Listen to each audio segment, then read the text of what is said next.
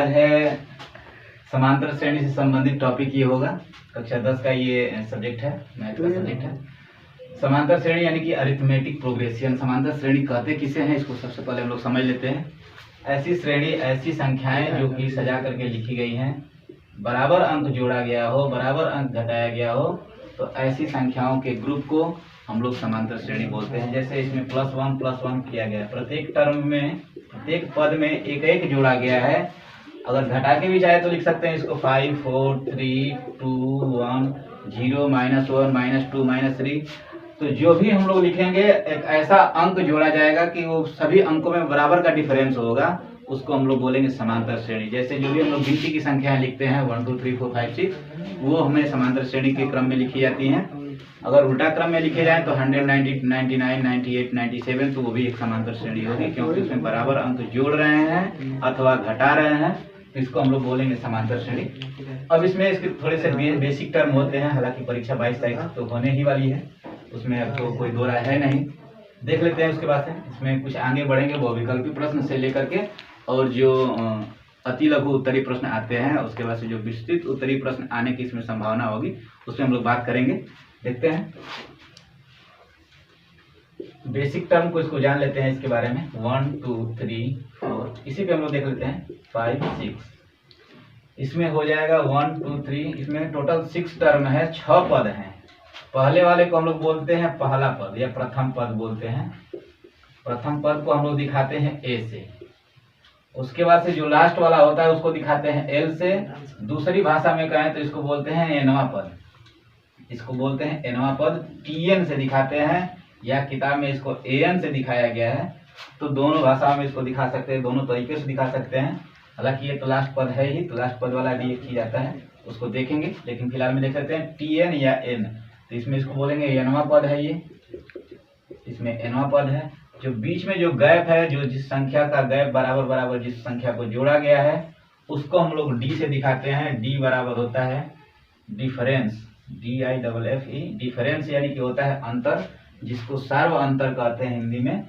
तो इसको हम लोग याद करने के लिए, जैसे इसको हम लोग कहेंगे T1, इसको T2 कहेंगे, इसको T3 कहेंगे, ये T4 है, ये डट डट करके TN, मतलब ज्यादा होंगे अंक तो इसको TN बोलेंगे, यानी कि एनवा पद हो जाएगा। इसीलिए इसको T से टर्म ऑफ N यानी कि एनवा पद हो जाएगा। इसको ऐसे AN भी दिखा सकते हैं। तो यदि हम लोग को D का मान निकालना हो तो कैसे निकालेंगे, तो इसको करेंगे T2 माइनस T1, और ये यदि बराबर हो जाए, चेक भी कर सकते हैं कि समांतर श्रेणी है कि नहीं। जैसे समांतर श्रेणी में सवाल दे देता है कि चेक करिए कि समांतर श्रेणी है कि नहीं है, तो उसको चेक करने के लिए इसी तरीका का प्रयोग करते हैं हम लोग। T2 में से T1 को घटा देंगे, यानी कि दूसरे पद में से पहले पद को घटाएंगे, उस मान को फिर से तुलना करेंगे T3 में से T2 को घटा करके, यानी कि ये जो मान है, ये वाला मान T3 माइनस T2 के बराबर यदि आ जाए, तो यदि दोनों बराबर यदि आपस में हो जाते हैं तो हम लोग कहेंगे कि एक समांतर श्रेणी है, अन्यथा इसको समांतर श्रेणी हम लोग नहीं कहेंगे। यहाँ पे मैं लिख देता हूँ TN या AN।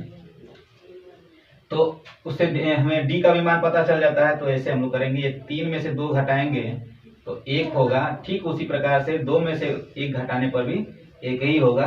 तो हमें D का भी मान पता चल गया, D बराबर हो जाएगा 1। A का भी मान पता चल गया, A बराबर 1 हो जाएगा। और इसमें तो दिखा रहा है कि TN यानी कि एनवा जो पद है वो 6 हो जाएगा। इसका एक बेसिक फार्मूला होता है, एक बेसिक फार्मूला होता है A प्लस TN बराबर होता है। यदि एनवा पद निकालने के लिए हो, TN या AN दोनों कर लें, एनवा पद बराबर होता है A plus N-1 into D।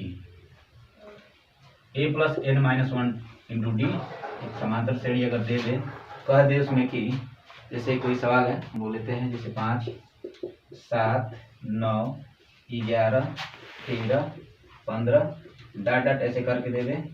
कह दे कि इसका 12वां पद बताइए, 12वां पद क्या है।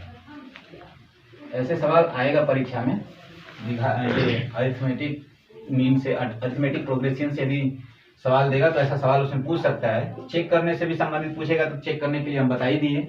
अगर पूछेगा कि इसका 12वां पद यानी कि 12वां पद बताइए कौन सा होगा, यानी कि एनवा पद से संबंधित सवाल अगर पूछेगा तो 12 नंबर की बात कर रहा है, तो एन का मान हो जाएगा 12, 12 हो जाएगा।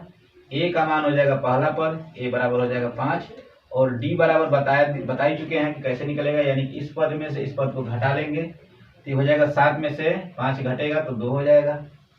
चाहे तो मतलब किसी भी टर्म को अगर उसके अगले पद में से उसके एक पिछले वाले पद को घटाएंगे तो बराबर ही आंसर आएगा, यदि समांतर श्रेणी होगी तो। 11 में से 9 को घटाएंगे तो 2 ही होगा, 9 में से 7 को घटाएंगे तब भी 2 ही होगा, 15 में से 13 को यदि घटाएंगे 13 को घटाएंगे तो भी 2 ही होगा। तो ये डी का मान हो गया, ये ए का मान हो गया, ये एन का मान हो गया। इसको हम लोग चाहेंगे तो ऐसे पर रख लेंगे।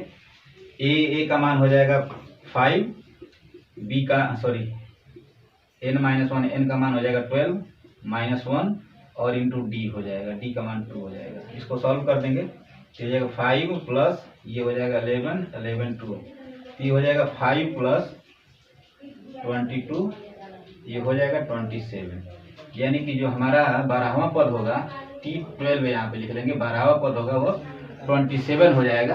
तो इस तरीके से आप लोग चाहेंगे तो हम लोग समांतर श्रेणी का 12वां पद आराम से ज्ञात कर सकते हैं।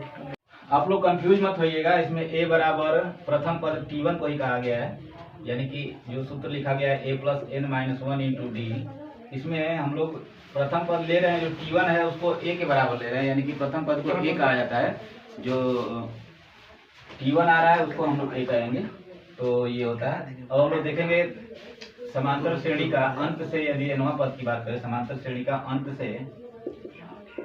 से nवां पद, सॉरी n1 नहीं l, अंत से nवां पद होता है।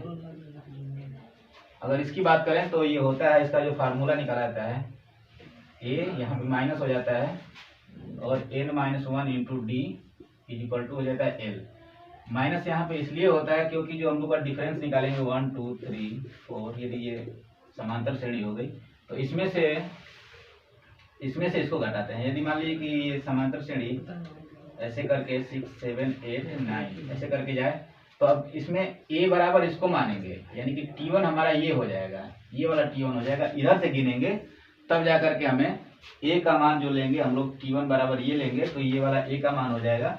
इसमें से यदि हम लोग घटाएंगे तो ये T1, ये T2, ये T3, T1 का मतलब कि a, तो इसमें से यदि घटाएंगे तो 8 में से 9 घटाएंगे तो ये -1 आएगा, वही वाला जो ये d का मान आएगा। तो d का जो मान होता है यहाँ पे मल्टीप्लिकेशन में होता है तो इसलिए यहाँ पे माइनस आ जाता है। तो आप लोग कंफ्यूज मत होइएगा, वही चीज़ है ये, प्लस बस केवल ये माइनस प्लस का डिफरेंस है, तो यही वाला चीज़ यहाँ पे आ जाता है। अब हम लोग बात करेंगे इसके समांतर श्रेणी के योगफल से संबंधित कुछ सवाल हैं, जैसे करके कि समांतर श्रेणी दे दिया जाता है और कह देगा कि उसमें उसका इतने पदों तक का योगफल बताइए, तो कैसे इसको सॉल्व करेंगे, कैसे इसको ज्ञात करेंगे, आइए देखते हैं। सबसे पहले जान लेते हैं कि इसका जो समांतर श्रेणी के n पदों का जो योगफल होता है वो क्या होता है। वो होता है कि n पदों का योगफल, n पदों का योगफल, n पदों का योगफल को हम लोग Sn से दिखाते हैं। Sn का मतलब होता है sum of n, sum of n term को हम लोग दिखाते हैं Sn से। ये होता है n/2 into 2a plus n-1 into D होता है, ये वाला ऐसे n/2 2a plus n-1 into D होता है।